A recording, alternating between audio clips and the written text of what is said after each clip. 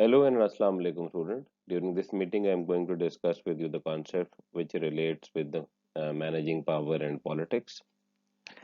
Uh, to understand the office and organization politics is an important skill for the managers. And we have seen that organizations are made up of formal and the informal rules which coordinate the social action and the relation among different people. We have also seen that what are the different kind of the conflicts and how conflict is quite a normal activity in the organization. We have also seen that organization cultures are rarely integrative and they have display the tendencies of differentiation and fragmentation.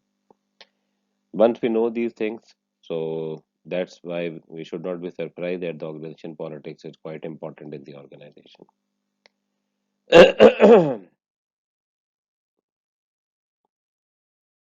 So this is the outline. I'm going to cover introduction, which covers what is the organizational politics and power. Then I'm going to discuss with you about the power and legitimacy, power and uncertainty, organizational politics, political arenas and resistance, domination, soft domination, and I'm not going to discuss here with the paradox of the power and the Foucault view of the power, but I'm going to discuss with you about with the total institutions and experiment with the authorities. And in the next presentation, I'm going to discuss with you about the decision making, power, and ethics.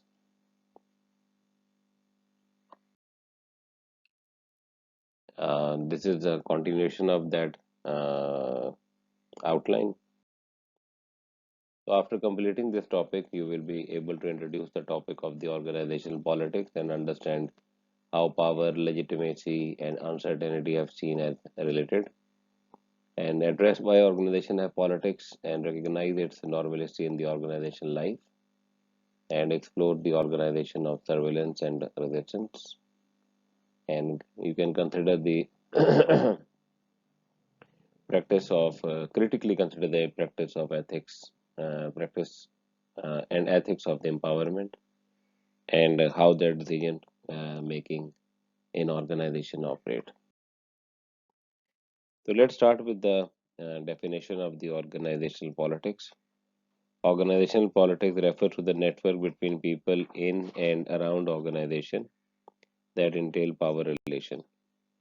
So organizational politics is a simple fact because in the organization there are different kind of the people who are basically relating with each other and who are working with each other. So power is the main concept and mechanism and process that basically ensure that people act in a way that accord with senior management intention. And this is there the senior management intention is communicated to them through different medium, through different processes, through different documents. So power is a central concept both in the management practice and theory. Max Weber is considered as a founding voice on power in organization studies, and he distinguished the key terms such as authority. And authority is expressed in terms of the chance of specific commands being obeyed by a specificable group of people. Authority, you can say that is basically a legal form of the power in the organization, and authority characterize that the which basically characterize situation where the legitimacy of authority is not granted to superordinates by those subject to existing power relationship. That means that the organization they have a certain kind of a authority attached to the management, which basically secure the compliance and the obedience from the subordinates. So authority uh, is a very important is a quite important phenomena which makes the manager to exercise and give instruction to their subordinates to perform the daily functions of the organization. Normally, power is described as occurring when an A does something to B to cause B to do something that B would not otherwise do. But power is more complex in that regard, and the most common definition of the power is that it is the chance for someone to realize their own will even against the resistance of the other. So you are basically exercising their own will in social action, even people are resisting to that will. Organization actually operate in the different kind of the network. These networks are internal, these networks are external. So that's why social and the political skills are vital to ensure the support from the various stakeholders in the organization. But many studies of the organizational behavior does not make reference to this kind of the political action and the political skills. So another the actor in the power, when we are talking about the actor can be the individual like a manager, and actor can be the collective entity like a functional department in the organization or like the whole organization by itself. So power can mean forcing others to do things against their own will, and power can also be far more positive and less mechanical when it shapes and frames what others want to do seemingly out of their own violation mean out of their own will. So politics is sometimes conflated with the word politicking, which is seen as something disreputable. So that's why organization theorists began to think and write about power. They did so in terms that often saw it as a as a illegitimate.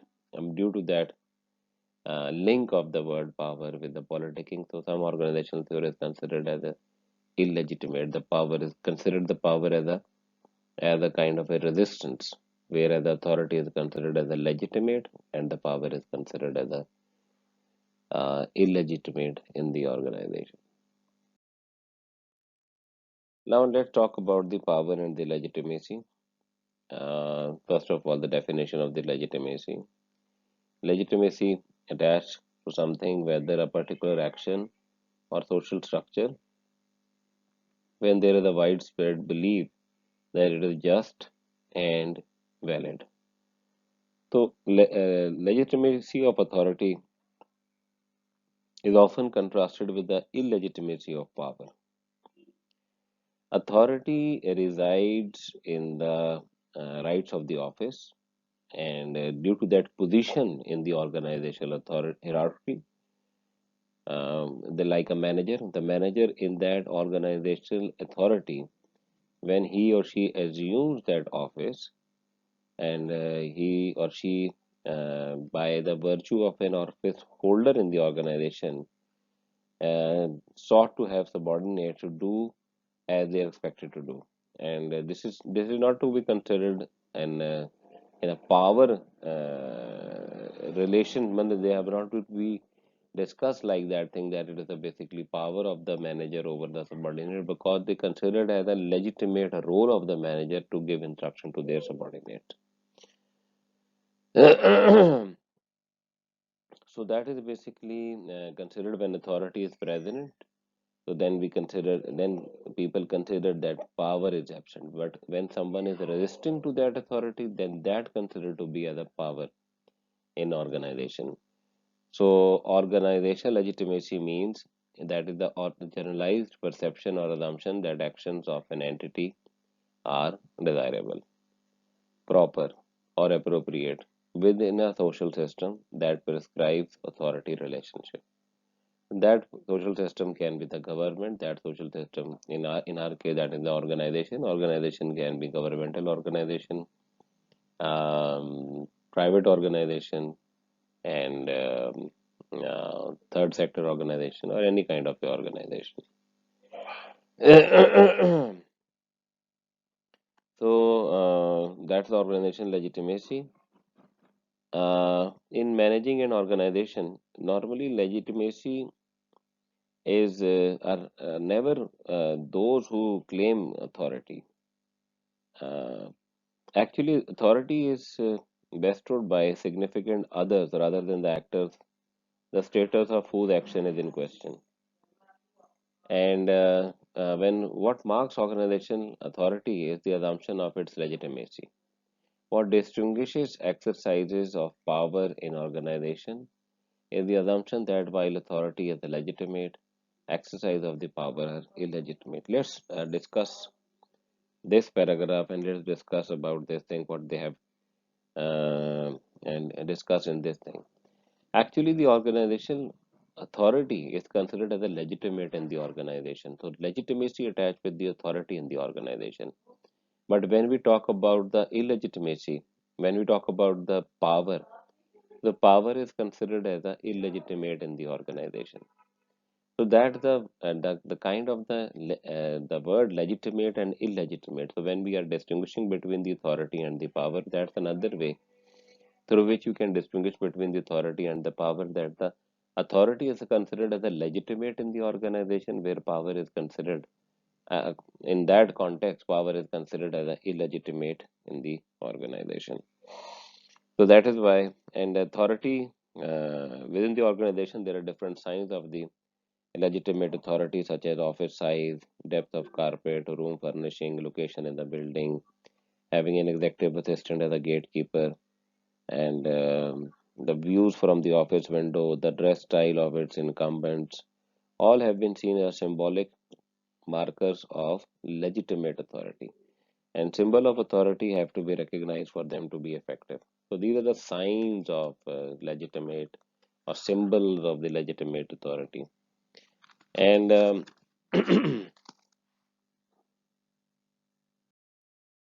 let's talk about the uncertainty and the power.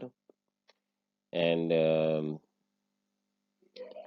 uncertainty, a common view is that when organization experience uncertainty in areas of the organizational action, a person has organizational skills that can reduce that uncertainty, and they will drive power from such expertise.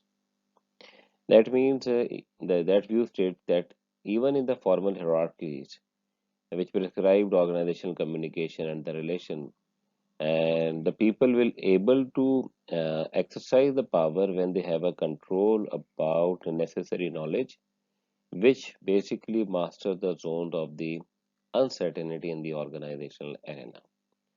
If the people have a certain kind of a knowledge through which they can solve the problems, so that knowledge of their uh, solving a problem gives them a power in the organization. For example, they have given different kind of example in your book, like female production workers in a French tobacco factory were central to its workflow, centered bureaucracy. Male maintenance workers were marginal, at least in the formal representation of the organization design. Production workers were paid on a piece rate system that depend on machinery working to earn the maximum. Work stoppages made the production worker extremely dependent on the maintenance workers, whose expertise could rectify breakdowns. Consequently, the maintenance worker possessed a high degree of power over the other workers in the bureaucracy because they controlled the remaining source of uncertainty in the system. The maintenance worker technical knowledge could render the uncertain certain and the non-routine routine. So there was also an issue of gender. The male maintenance worker used their expert knowledge as a masculine device over and against the female production worker.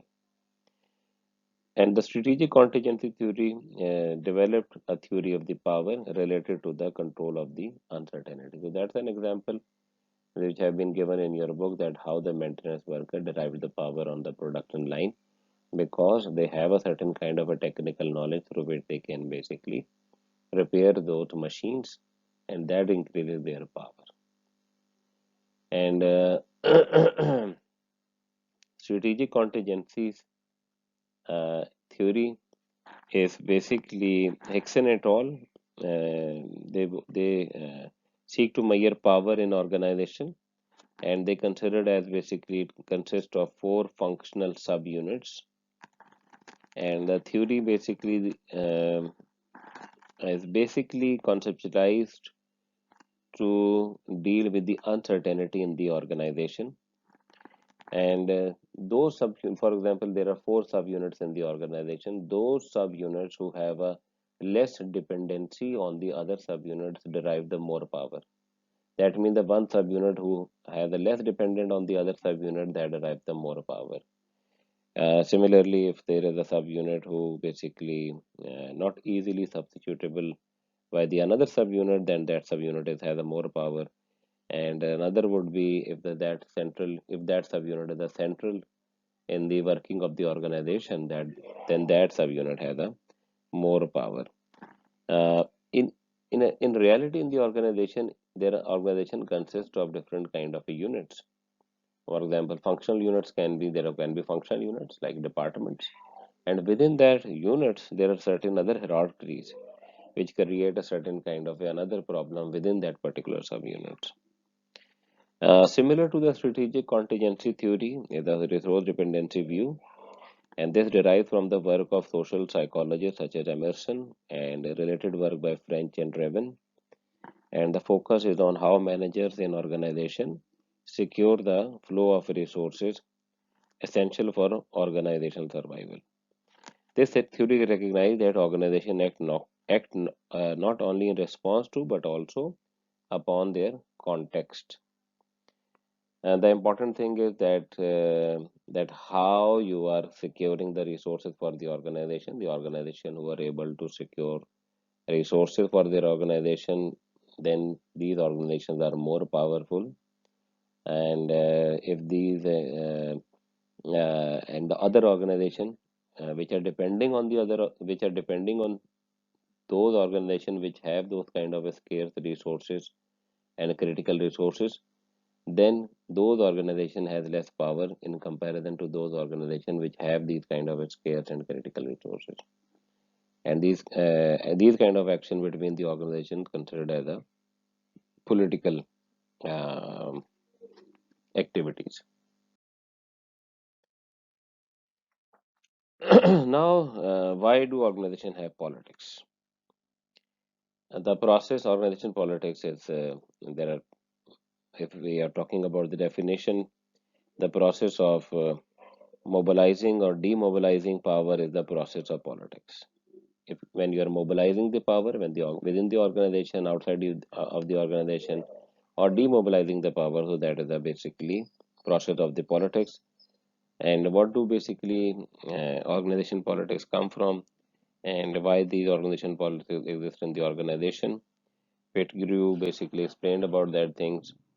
So management, first of all, the management of meaning. um Actors in political relations seek to legitimate the ideas, values, and demands that they espouse, while simultaneously denying or decrying those that they seek to oppose. The power is basically developed in the games of the organizational symbolism. It is wrapped up in myths, beliefs, languages, and legend. This is the stuff of the organizational culture. So this is kind of a organizational politics is coming from the kind of the people which are giving a different kind of the meaning in the organization. And when there are difference of the meaning in the organization, in the symbolism, then in the values, so that kind of a tension and that kind of a symbolism in the organization also give rise to the political activities. Then the structural division in the organization between different elements and identities, different in the values, cognitive and discursive style, and like the difference between the accountants, like the one group of the accountant and the and creative people.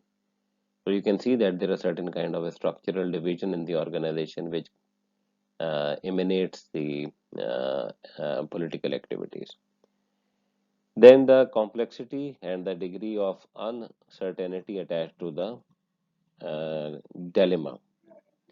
Um that means the dilemma is basically the central activity of the organization, which dealing with those kind of uncertainty in the organization, and the people who have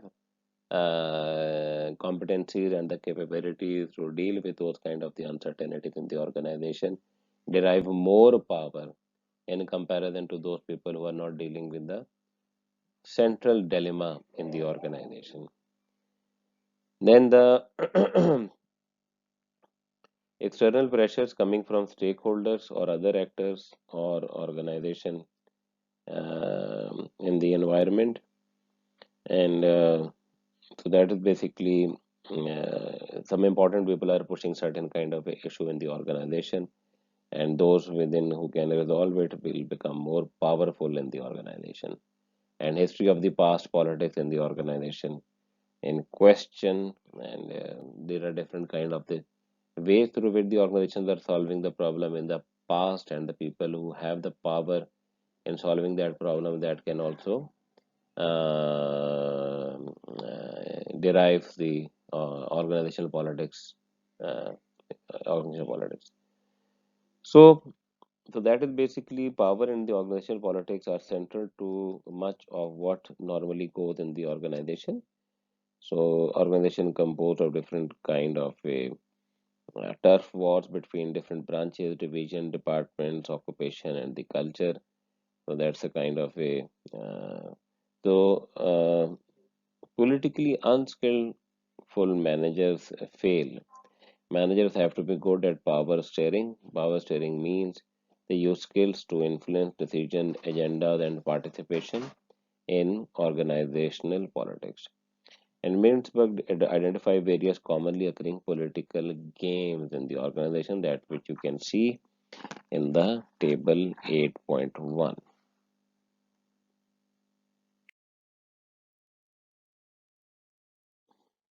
Okay, so let's talk about the political arenas and the resistance.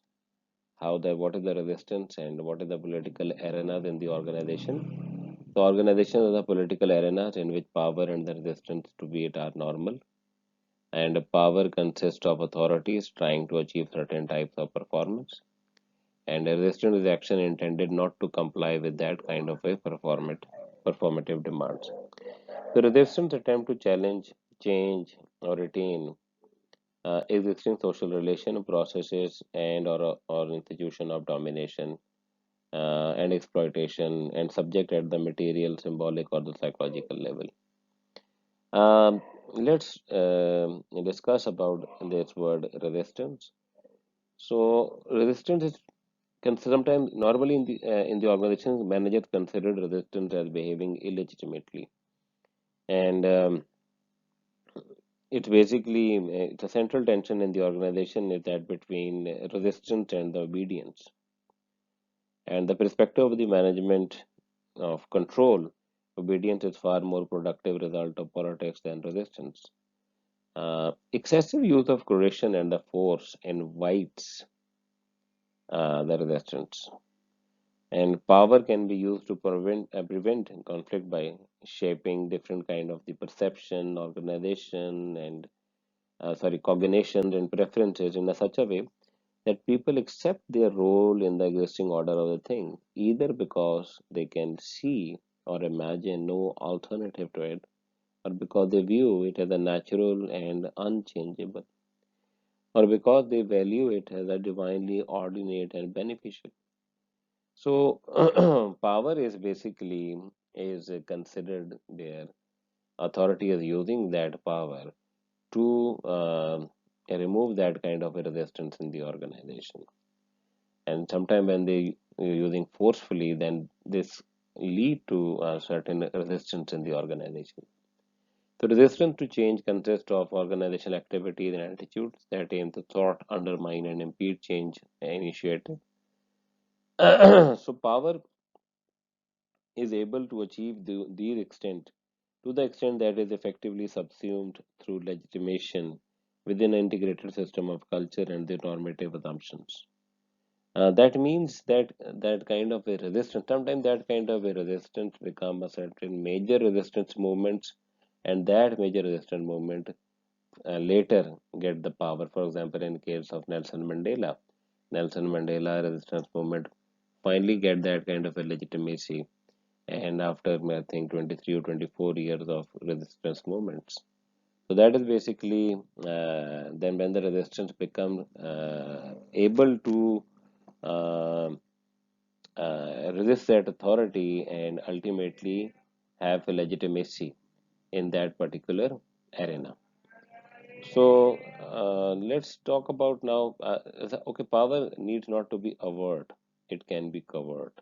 Overt means which you can basically, it's basically external, and covert means it's basically internal. So it's basically this concept is that the power is can be have a certain kind of a soft uh, mechanism through they can basically uh, ensure the obedience of the people and obedience of the employees in the organization.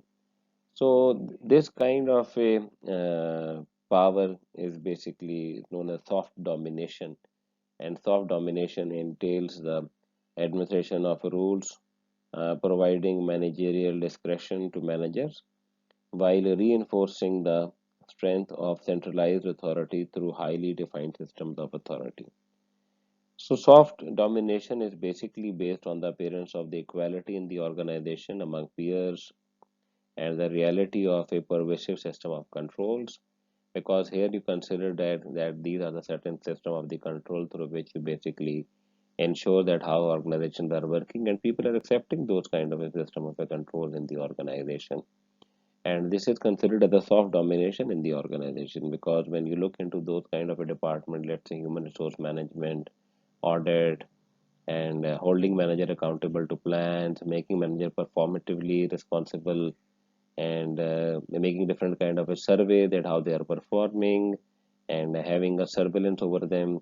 So these are all kind of a soft forms of a domination through which ensuring the obedience of the people who are working in the organization.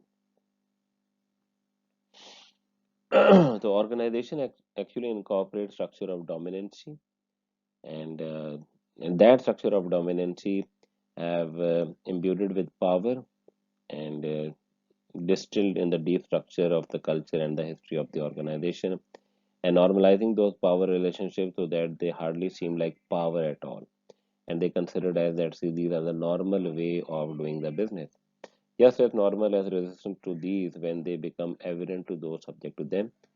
So the dialects of power and resistance offer a window on the corporate world that is too rarely viewed. Dialects means the contradiction between two conflicting forces where each shapes the other, often against the pressure that is being exerted. And if somebody is basically exerting the power, exerting the authority to do those kind of a thing, then the resistance to those authority is considered as a power in that particular political arena, and that is basically dialects. That's the contradiction between there is an issue in the organization, and some people want to implement that kind of a change in the organization, but there are certain groups which are basically resisting those kind of a change. So that's basically a dialects contradiction between there are two conflicting forces in the organization. Okay, soft domination is based on the appearance of the equality in the organization among peers and the reality of the pervasive system of controls, chief among which are instrumentally legitimate technique used by the entire management community. For example, electronic and the team surveillance, empowerment, and the constructive control. Electronic and the team surveillance is kind of a where the people are having a eye on the other people that what they are doing, and that's kind of a different kind of a now technology has been used in these kind of a surveillance, having a different kind of the cameras and all those kind of activities through which they can have an eye on the people that what they are doing in the organization.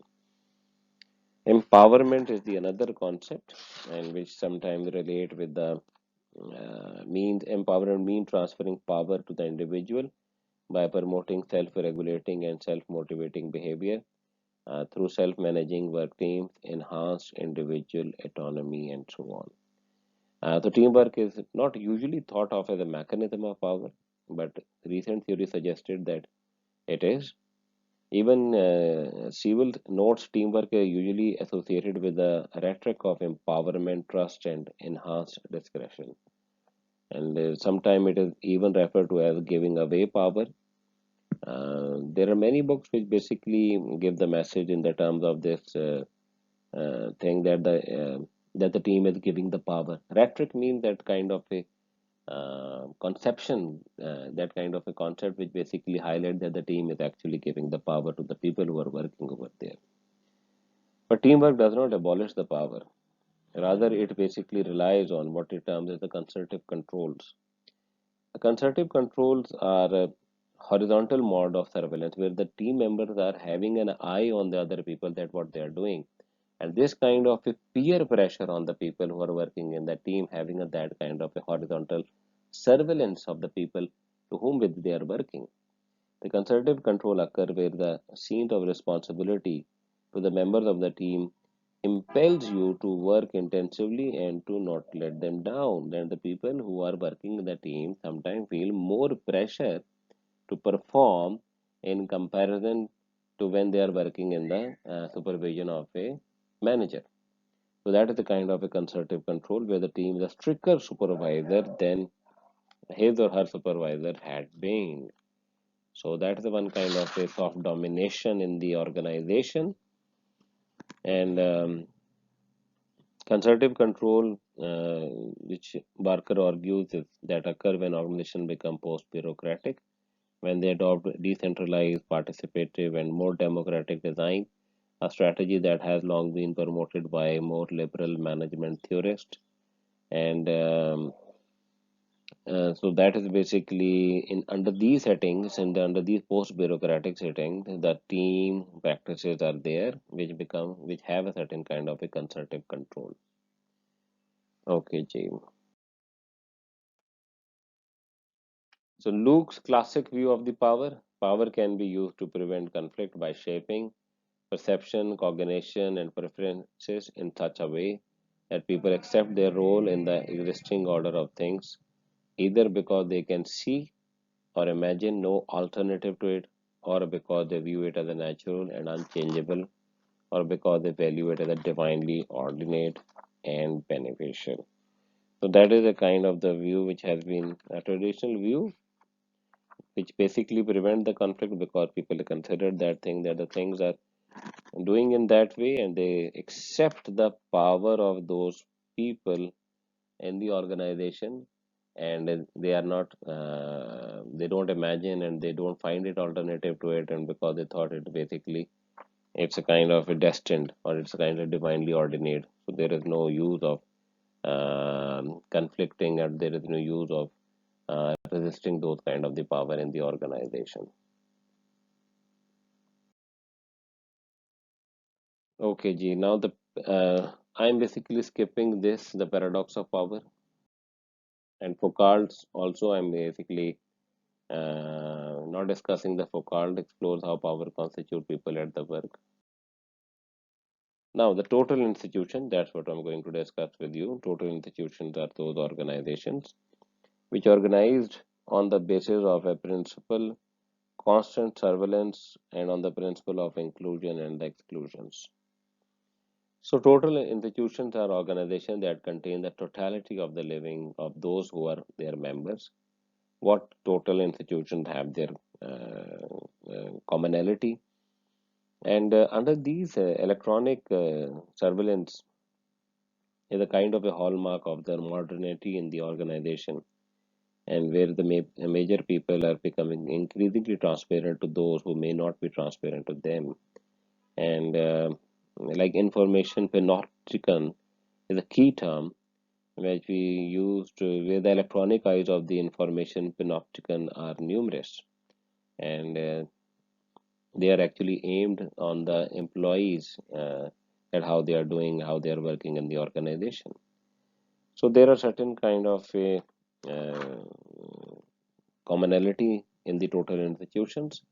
Each member daily life is carried out in the immediate presence of the other. That's the one common trait of the total institution. And there are example of the prison is the one example of the total institution. The members are very visible. The members tend to be strictly regimented and often wear institutional clothing.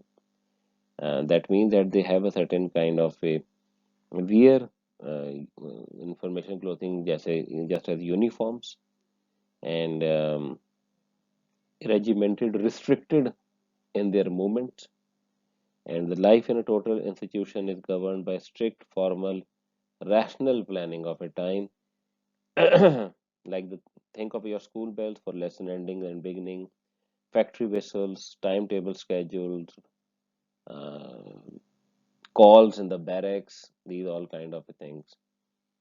And information is strictly it is basically members of the total institutions are not free to choose how they spend their time. Instead, it is strictly prescribed for them. It is because of this that members lose a degree of autonomy because of an all-encompassing demand for conformity to the authority or to authoritative interpretation of the rules.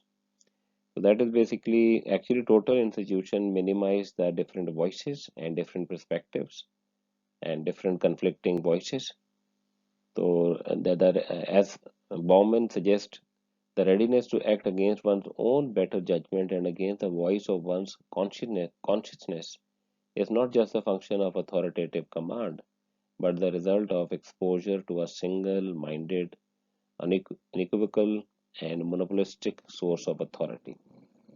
And so, total institutions are those organizations that exert strong cultural control over their member, and they diminish the pluralism and they squeeze the space in which civility, reflection, and responsibility can thrive. And the voice of individual moral consciousness is best heard in the tumult of political and social discord. So that this is the kind of a example of the total institution and the organizations. And today we actually live in the information panopticon, which basically our lives are under certain kind of electronic surveillance and under observation of the different people to whom we don't have access to their life, but they have an access to uh, our life, and we are working in the organization. And this kind of information panopticon sometimes used with the organizational politics and the organizational power, where some governments are having an eye over their citizens, and in the organization, people are having an eye on the working of their employees. Total institutions cannot be underestimated because they serve to present in an extreme form practices that are much more widespread organizationally. So, like consider the people putting in their asylum and the different kind of detention center, and sometimes some good people are doing some bad things to the other people under those circumstances. And so ordinary people can do extraordinary thing as an experiment by the Milgram show in the 1971 that has been given in your book as well. You can see a different kind of a videos about the Milgram and the experiment with the authorities on the YouTube as well. And okay, I've talked about the empowerment. That then does empowerment actually give the power away? Teamwork is not usually thought of as a mechanism of a power. Usually, teamwork is associated with the rhetoric of empowerment, trust, and enhanced discretion. It's giving away power, but actually, we have seen that sometimes that's a concerted control that teamwork has put a more surveillance on the people who are working in that organization. So that's all for the power and the politics in the organization. So far, we have discussed that how that power can be, what are the different sources of power, authority, legitimacy, illegitimacy, these kind of a thing which we have discussed with you. And there are certain suggestions how to use able to power in the ethical way, and using a power in the organization. What are the different ways through which you can use it in an ethical way? So that is another form of the power. That is that when you are exercising the power, so you need to be aware about the dynamics of the power and the dynamics of the politics in the organization. Uh, let's talk about the decision making in the organization. So even if you look into the everyday language, it is basically headquarters where decisions are made, heads of the department making a decision, and organization supposed to follow those decisions. The decision is actually choosing an alternative among the choices. You have the certain kind of a choices, and then you make a decision to choose a one choice for the organization. That is basically, and what we have talked about the headquarters and the heads and this kind of the metaphor when we are using it. That means that those headquarters and those heads are actually doing the most important activity in that bureaucratic structure, which is making a decision in the organization and how the decision is going to be implemented in the organization. There are two different models of the decision making in the organization. The first is the rational model of decision making, and then is the bounded rationality. Until that kind of a model, first the problem is defined, and second, all the relevant information that lead to that optimal solution is collected, and third, reviewing the data. Uh, Fourth is basically developing a different kind of a possible solution for that thing and evaluating the possible solution. The management makes a decision regarding the optimal solution. And fifth, that solution is implemented from top-down approach and evaluated constantly by the management. This is a kind of a rational decision-making model, and this is basically supported by the different kind of the IT equipment and the software and analysts and the consultants are basically refining this kind of the processes and the organizational processes and the product. And so this is the one way of decision making in the organization. uh, and this perspective is a highly rational activity in the organization. That decision is seen as rational, and choice is based on the logical connection between cause and effect, and made in the context of the rational search for solution to something defined as a problem, for which the options can be rationally weighted and compared, and the optimum decision chosen. Unfortunately, such rational actors are rarely to be found outside of the textbooks, especially of economics, and real life is a bit more complicated. Herbert Simon recognized that uh, if few decisions are made under conditions of the perfect rationalities, issues are frequently ambiguous, information about alternative will often be incomplete, and the choice criteria is unclear, and other may see the issue in a different way, and they have a different kind of a choices which are influencing the decision making process, and the time, energy, and the political will to reconcile different positions may well be lacking. Manager have thus limited under the limited rationality rather than complete rationality, and decision makers can only review a limited range of factors and possibilities in making decisions because of the limitation both of the information available to them and of their cognitive and temporal ability to handle its complexity. So that is basically that the limitation of the cognition and the limitation of the time, which has a certain kind of a rationality, but within those kind of the boundaries of the cognition and the boundaries of the time. So we can exercise what we call is as a bounded rationality. The bounded rationality, the concept is that the rationality that makes do within those kind of a cognitive and the temporal limits, rather than searching for long time for all the information and the data are available, that you are making a decision within that particular time frame and within that particular mental capacities of the people who are involved in that those kind of a decision making. So Simon makes a contrast between two types of the decision that the manager may have to deal with. One is programmed decision and another is non-programmed decision.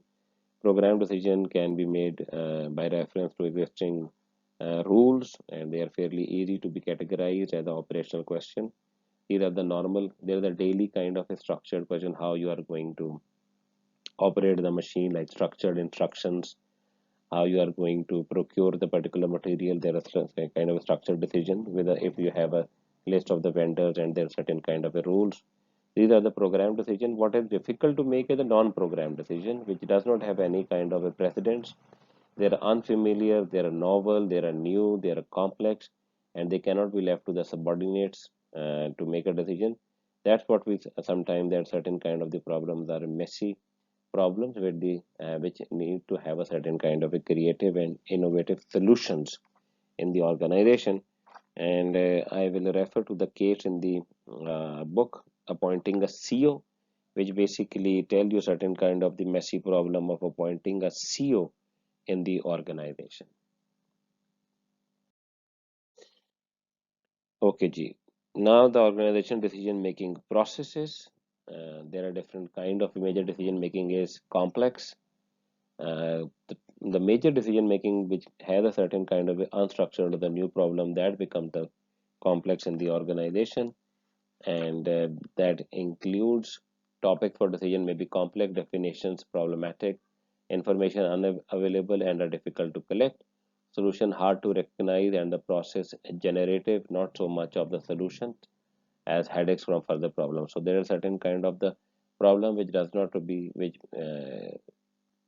takes a lot of time to solve. It does not have a standard set of solutions for those kind of the problems. So that's why some decision making process become complex. Then it's basically expensive. Most significant organizational issues involving major commitments of resources that top management teams have to deal with usually fall into this category. And if there are certain kind of the major decisions like expansion or like going into the different territories, going into the different countries, coming up with a different kind of a products or the services, and development of the different products and services, these are kind of expensive decisions where top management need to commit a lot of resources for for these kind of decisions. Then major decision making is problematic, that characterized by the incremental solutions that involves a dynamic non-linear reiteration and redefinition of almost all the terms in the decision mix as the process unfolds. There are different kind of the symbol, there are different kind of the ways, there are different kind of the perspectives when you are basically solving those problems, and these problems are actually when you are basically fuzzing it around, when you are basically understanding those things are not clear about those things. So that basically after once you get into those kind of the processes, the decision making processes are becoming problematic in that regard, because there are new situation arises into that particular kind of a situation which needs a further decision making to solve those kind of the problem. For example, you have started a project, and under the price inflation and then the change of the government or under the other things which basically makes the problem, which makes the project to be executed complex. So under the implementation of that project, you are going to make a further other decisions to solve those kind of the problems. So that is why the major decision making is a problematic. Now that there are different kind of the perspectives on power, politics, and the decision making, that the how the power, politics, and decision making is relate with each other. The one model is the garbage can model, and garbage can model is basically characterized by the problematic preferences, unclear technology, and fluid participation. That means the organization sometimes can have a in that regard they have a certain kind of a solution, but sometimes they don't have a problems for those kind of a solution. An example of that, sometimes organization buy a technology which does not is not implementable in that organization, because the organization is not facing those kind of the problems which can be addressed through that kind of a technology. So that is basically sometimes technologies are looking for those kind of a problems, and solutions are looking for those kind of the problems. So this is kind of a garbage can where where the things are putting aside with each other, but they does not link with each other. And then there are consultants who are coming up with those solutions, and they are implementing those kind of solutions in every organization to solve their problems. And so this is the one symbol of a, I think that's a metaphor of a garbage can has been used to identify that what organization looks like when they have a multiple problem, multiple solution, and then does not link those kind of a unclear technology and the fluid participations. They are not linking with each other. Fluid participations are is basically an idea where the people are where people are actually in trying to integrate those solutions with those kind of the problems in the organization. So incremental decision search and solutions are looking for, and they are basically coming through the different kind of a simple steps, and one each small step has been taken, it gives a clearer picture of what has to be done, and future become more focused. So people, organizations are taking smaller steps to basically integrate those things in the organization. Now, muddling through, as the Lindbaum called it, is a less scary than storming through. Common process in muddling through include finding an initial simple impasses and further investing it to reveal more complex political issues, from which a basic search for a solution ensues. And that means that the uh, people are taking a smaller steps to get to know, to get to understand those things, and so which are easier for them to do rather than having a storming through those kind of a decision making in the organization. And such small steps are more likely to cool out resistance than big sweeping changes, which will always seem obviously threatening to existing interest in a way that a smaller change. So, as a part of a large, iterative, emergent, and unfolding design, for example, if you're making a bigger design, a bigger shift in the design of the organization, that can be resistant by the people who are actually used to work in that older design of the organization. So, so that's why a basic design for a solution, for example, making a small steps in the modeling through and developing those designs incrementally, so the people are accepting those changes and they are not resisting those kind of changes in the organization. How to muddle through? That's the process which I have explained in the last slide as well, but I'm going to repeat it here. The common process in a muddling through include finding an initial simple impassage and further investigating it and reveal more complex political issues, from which a basic search for the solution arises. For example, if you want to change the organizational structure. So you make a small changes in the one department, and then you can lead that changes of the department into the other department. That can lead to the finally to the overall organization. But when you are making those kind of design changes in the one department, you are coming to know about the different kind of the groups who are affiliated with those old designs, and what are the different kind of the power of the resistance associated with those kind of designs. And then you can basically have that kind, once you have that kind of understanding, then you can basically use that understanding to change the assumptions about those changes or about those designs.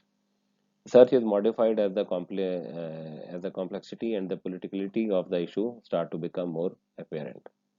And basic design for a solution is advanced, and typically the basic design is subject to blocking moves from other interests. And finally, a dynamic design process is developed. As changes are made, opponents brought on side, isolated, or otherwise neutralized. That's a basically Mintzberg way of doing the dealing with those kind of changes in the organization, as a dynamic process of involving those people who become the part of the change, or you can sided them, or you can isolate them, or otherwise you can neutralize them. So you can bring up those kind of changes in the organization. Uh, So far, we have discussed the power as is a free one's liberty to make decision and confined within these bounds, and post-bureaucratic era is autonomy, freedom, enterprise, and making choice. But market norms and culture may replace the formal habits of the bureaucratic rules and policies and organization control of ethics. So, what is the good governance in that regard, and what is the role of the ethics in this regard? Okay, that how that ethics is basically just ethics is a sense of a right and a wrong in the organization. So when we talk about that the power can be positive in the organization, how can power can be positive in the organization? Decide what your goal should be in consultation with direct stakeholder in your organization. Diagnose patterns of dependence and interdependence which individual both inside and outside the organization are influential and important to achieve those goals. What are the dependencies? What are the interdependencies? Who are the more powerful stakeholders who are dealing with those kind of uncertainties? What are the point of views of the important people likely to be? How will they feel about what you are trying to do? And what are the power bases of the important people, where they're driving the power? Which of them is the most influential in the organization? Which of the most influential in the decision making?